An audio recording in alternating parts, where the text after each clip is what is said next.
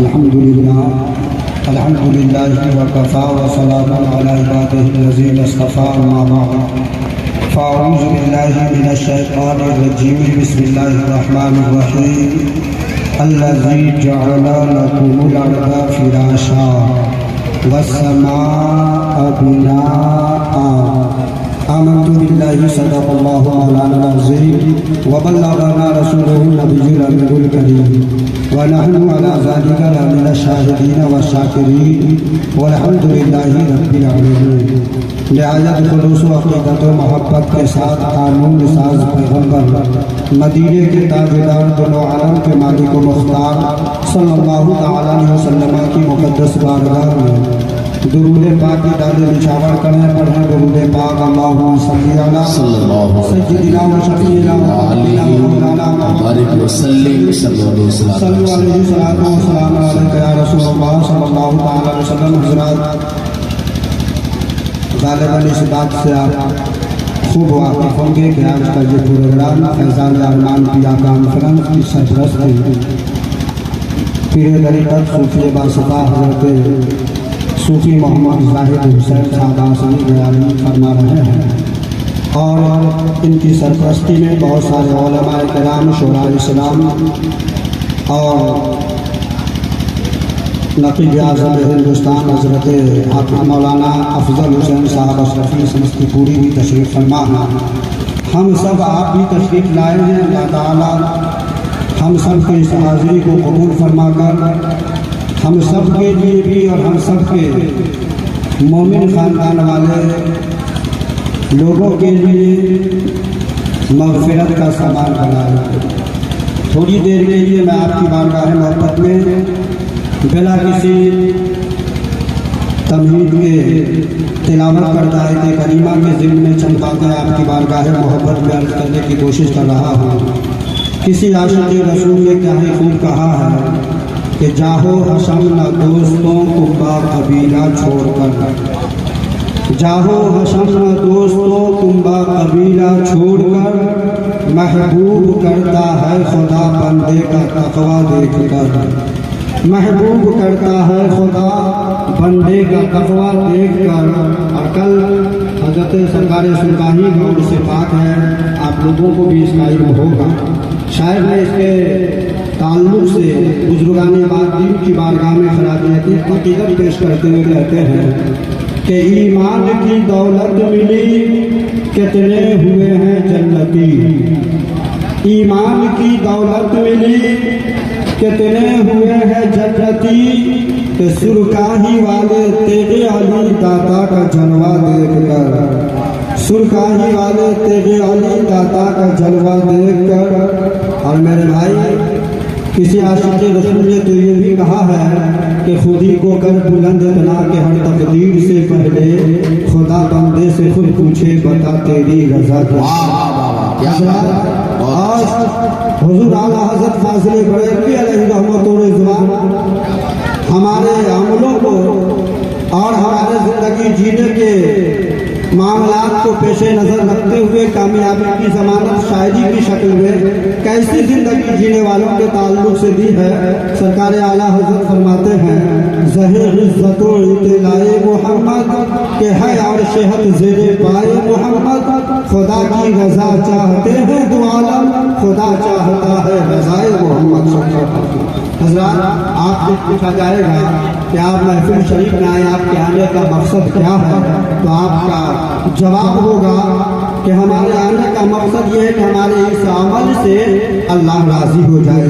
جمعہ لوگ پڑھتے ہیں، پوچھے جمعہ پڑھنے والوں سے کہ آپ کے جمعہ پڑھنے کا مقصد کیا ہے، ان کا جواب ہوگا کہ جمعہ کے ذریعے ہمارا رب ہم سے راضی ہو جائے۔ عیدین لوگ پڑھتے ہیں، کیوں؟ عیدین کے عبادت کے ذریعے رب راضی ہو جائے۔ بڑوں کا ادب کرتے ہیں، کیوں؟ بڑوں کے ادب کی وجہ سے رب کی رضا حاصل ہو جائے۔ پڑوسیوں کے حقوق کی ادائیگی لوگ جہاں تک ممکن ہے لوگ آئے دن کرتے ہیں، کیوں؟ مقصد یہ ہوتا ہے کہ ہمارے اس کارنامے سے میرا رب راضی ہو جائے۔ میں پوچھنا چاہتا ہوں رب کائنات نے قرآن پاک کی اس آیت کریمہ کے ذریعے ہم بندہ مومن سے ارشاد فرماتا ہے الذی جعل لکم الارض فراشا والسماء بناء اے انسان تیرے عیش و آرام کے لیے اتنی بڑی روئے زمین کو رب نے بچھونا بنایا،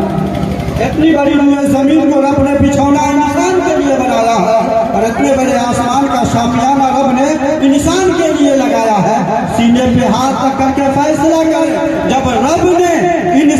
انسانوں کے لیے زمین کا بچھونا لگایا، آسمان کا شامیانہ لگایا، تو پھر انسان کو بھی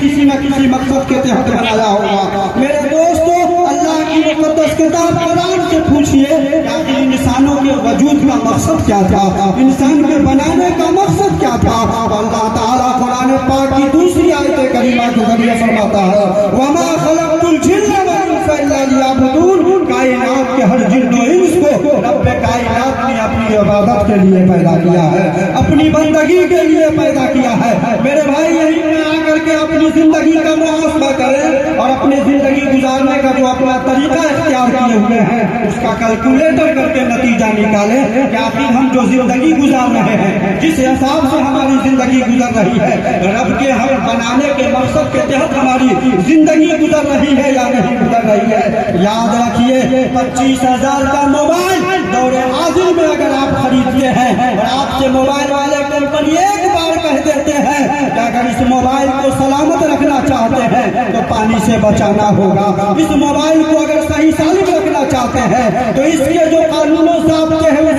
اس کو عمل میں لینا ہوگا۔ میں کہنا چاہتا ہوں 25,000 کا موبائل آپ خریدیے، صرف ایک بار موبائل والے کہہ دیں کہ آپ اس کو پانی میں نہیں ڈبائیے گا ورنہ آپ کا موبائل خراب ہو جائے گا۔ ہم تو اپنا عقلی قیاس اگر اس بات پر کریں تو کم سے کم 90 نہیں 100% صحیح ہوگا کہ آپ تو ایک بار موبائل والے کہہ دیتے ہیں کہ پانی میں نہیں ڈبائیے گا ورنہ موبائل خراب جانیے گا، لیکن ہم اپنے آپ کو اتنی عقل مندی کا مظاہرہ کرتے ہیں کہ ہم اپنے آپ کو ساری پریشانیاں جھیلنا گوارا کر لیتے ہیں۔ اب تو یہ ہے کہ اگر سفر کرتے ہیں، بارش برس جاتی ہے تو اپنے آپ کو بھیگنا گوارا کر لیتے ہیں، لیکن 25,000 کے موبائل کو بچانے کی فکر ہمیں ہو جاتی ہے۔ 25,000 کا موبائل ہمارا کیسے بچا رہے گا، اس کے تعلق سے ہم انتظام اور راستہ نکالتے ہیں۔ کبھی غور کیا کہ آخر 25,000 کے خریدے ہوئے موبائل کی حفاظت کے لیے آپ نے اپنے آپ کو تدبیر لگائی، آپ نے اپنے آپ کو اپنی عقل مندی لگایا اور آپ نے اس کے بچاوے کا راستہ ڈھونڈ نکالا بلا کسی تمہید۔ 25,000 کا موبائل اگر آپ پانی میں ڈبوئیے گا تو پانی خراب، موبائل خراب ہو جائے گا۔ اس کے بچاوے کے لیے آپ موبائل کو پانی سے بچانے کے لیے کیا کیا نہیں کرتے ہیں بلا کسی تمہید۔ کبھی سینے پہ ہاتھ رکھ کر کے آپ نے سوچا کہ جس موبائل کے خراب ہونے کے لیے موبائل والوں نے جو طریقہ بتایا پانی سے بچا کے رکھو موبائل سلامت رہے گا، تو ہم اپنے آپ کو ہر طرح کی تشدد، ہر طرح کی پریشانی جھیلنا گوارا کر لیتے ہیں، لیکن موبائل کو بھگانا اور اس کو پانی میں ڈبونا برداشت نہیں کرتے۔ کبھی سوچا اپنے آپ کو تنہائی میں رب کائنات نے ہم انسانوں کو بنایا ہے تو انسان کو بنانے کے بعد کچھ ذمہ داریاں بھی دی ہے۔ رب نے فرمایا اے میرے گنہگار بندو، میں نے تمہیں انسانی وجود بخشا ہے اور اس انسانی وجود میں ایمان کی دولت دیا ہے۔ یاد رکھو، جس طرح انسان کے لیے اپنی جان بچانا ضروری ہے، مال بچانا ضروری ہے، اسی طرح انسانوں کو اپنا ایمان بچانا بھی ضروری ہے۔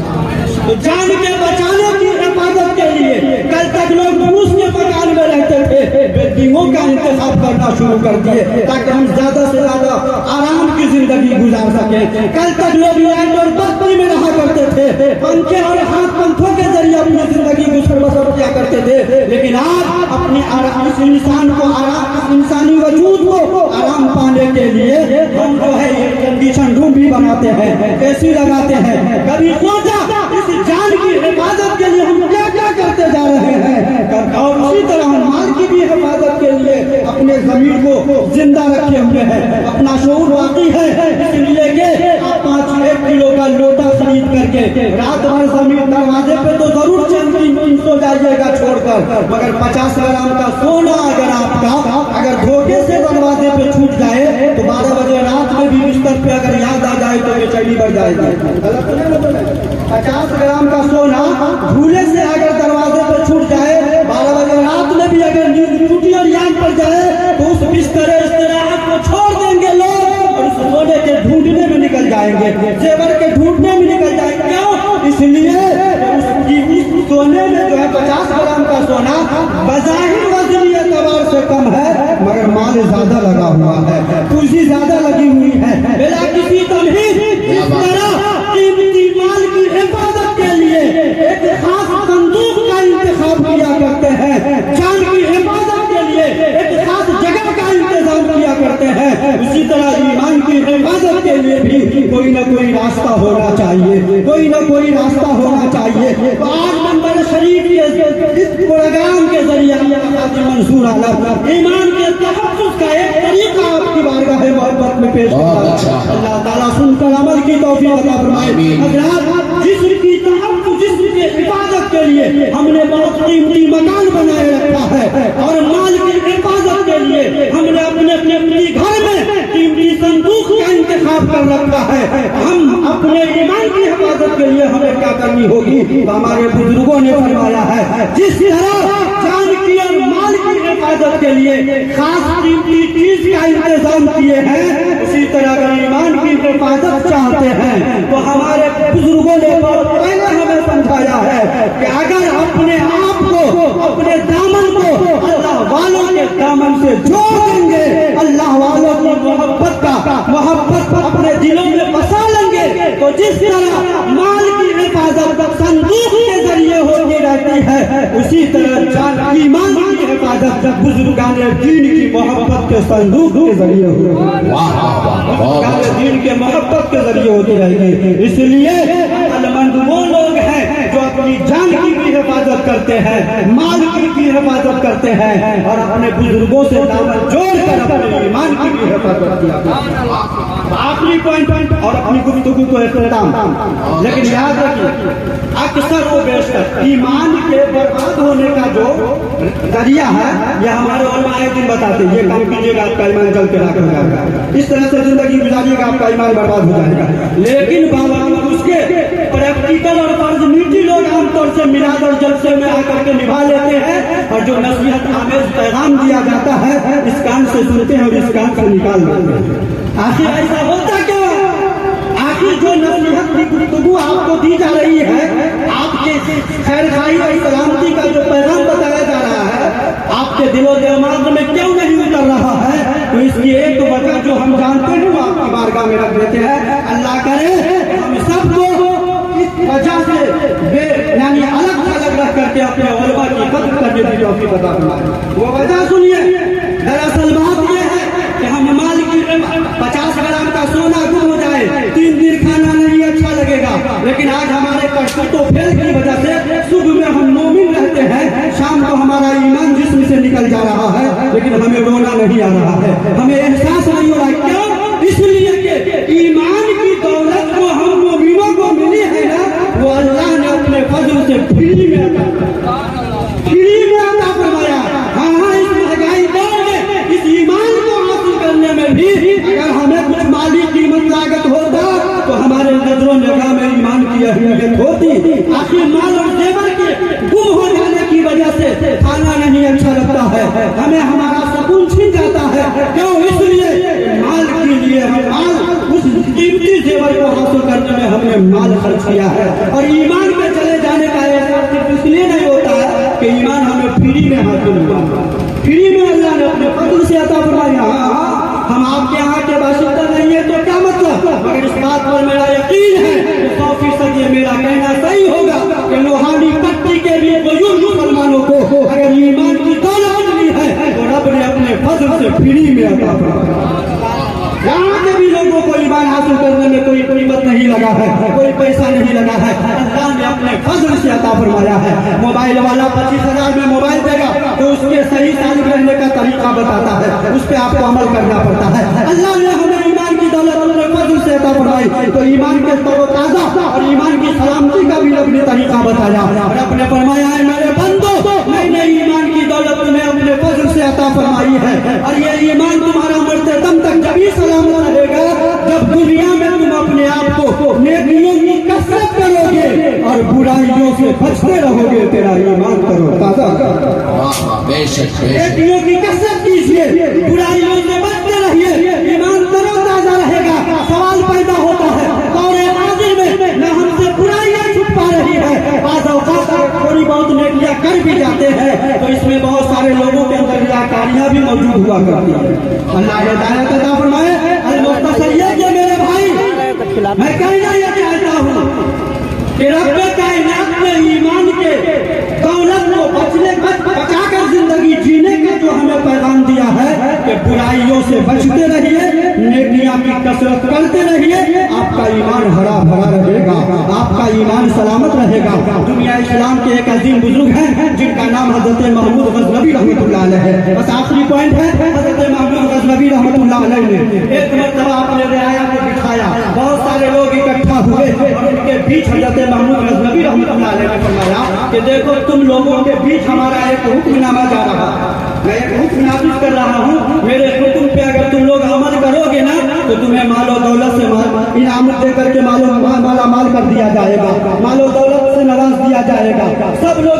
تاک میں لگے ہوئے تھے کہ محمود غزنوی کا اتنا آسان حکم ہو کہ ہم عمل کر جائیں، سبھی تاک میں سے کہ ہم عمل کر جائیں، ہمارے بس کی بات ہو تاکہ ہم عمل کر جائیں اور انعام لے کر کے ہم مالا مال ہو جائیں۔ ہر کوئی تمنائی بنے ہوئے تھے، لیکن محمود غزنوی رحمۃ اللہ علیہ نے آخر حکم نامہ جاری کیا تو کیسا حکم نامہ جاری کیا؟ سننا چاہتے ہیں تو محبت سے بولیے سبحان اللہ۔ حضرت محمود غزنوی فرماتے ہیں، اے میرے ماننے والے جاننے والے سنو سنو، ایمان میں تمہیں ایک حکم نامہ دے رہا ہوں، حکم نامہ پہ عمل کرو گے انعام سے مالا مال کر دیے جاؤ گے۔ کہا حضور کیا حکم ہے آپ کا؟ کہا میرا حکم یہ ہے کہ سامنے دریا ہے، دریا کے اندر ڈبکی لگاؤ، ڈبکی لگا کر کے دریا کے اندر ایک ہیرے کی گٹھڑی رکھی ہوئی ہے، اس گٹھڑی کو نکال کر میری بارگاہ میں لاؤ، مگر یاد رکھنا دریا کے اندر ڈبکی لگا کر ہیرے کی گٹھڑی نکال کر میری بارگاہ میں لے آؤ گے، انعام تو ضرور دے دیا جائے گا، مگر تمہارے جسم پر یہ کام عمل میں لانے کے بعد ایک بوند پانی کا قطرہ بھی نہیں پڑنا چاہتا، پانی کا ایک بوند بھی تمہارے جسم پہ نہیں ہوگا، تب جا کے تمہیں انعام و اکرام دیا جائے گا۔ بہت سارے لوگ تکتکی لگا کر ایک دوسرے کا چہرہ دیکھنے لگے، سوچ رہے تھے تیرنے آتا ہے دریا پہ، تیرنے کی وجہ سے ڈبکی تو لگا سکتا ہوں، ڈبکی لگا کر کے دریا کے اندر کی ہیرے کی گٹھڑی نکال سکتا ہوں، بارگاہ میں پیش کر سکتا ہوں، لیکن جسم پر پانی کا ایک بوند نہ پڑے یہ تو ممکن نہیں ہے۔ یہ تو ہو ہی جائے گا، ہم ڈبکی لگائیں گے جسم بھیگے گا ہی، جسم پہ پانی پڑے گا ہی، اور حضرت محمود غزنوی کا حکم ہے کہ جسم پر پانی کا بوند بھی نہیں پڑنا چاہیے۔ کروں تو کیا کروں؟ بہت سارے لوگ بیٹھے ہوئے تھے، کسی نے جرأت نہ کیا، لیکن اتنے سارے لوگوں میں ایک مرد قلندر نے ہمت کی، ایک ذات گرامی نے کہا حضور ہم آپ کے حکم پہ عمل کریں گے، ہم آپ کے حکم پہ عمل کر جائیں گے۔ کہا کہ کیا؟ کہا کہ ٹھیک ہے حکم پہ عمل کرو انعام لے لو۔ کہا حکم پہ عمل کرو، اسی میں سے ایک ذات گرامی ہے، دریا میں ڈبکی لگاتے ہیں، ہیرے کی گٹھڑی نکالتے ہیں، بارگاہ میں لا کر کے پیش کر دیتے ہیں۔ کہا حضور ابھی انعام چاہیے۔ کہا تیرا جسم تو پورا پانی سے بھیجا ہوا ہے، انعام کیسے ملے گا؟ کہا اتنے سارے لوگوں کے بھی آپ کے حکم نامہ میں یہ ساری باتیں شامل تھی کہ ڈبکی بھی لگانا ہے، گٹھڑی بھی نکالنی ہے، بارگاہ میں لانا بھی ہے، پانی کا ایک بوند پڑنا بھی نہیں ہے۔ حضور آپ کے یہ سارے حکم میں شامل تھی یہ ساری باتیں، لیکن سب کے سب ایسے ٹھہرے کہ نہ ڈبکی لگائے، نہ گٹھڑی نکالے، نہ آپ کی بارگاہ میں لائے، اور نہ اپنے آپ کو بدن پہ پانی پڑنے سے بچائے۔ کم از کم اتنے لوگوں میں جو آپ کے حکم میں جو یہ چار باتیں شامل تھی کہ ڈبکی لگانا، گٹھڑی نکالنا، بارگاہ میں لانا اور پانی کا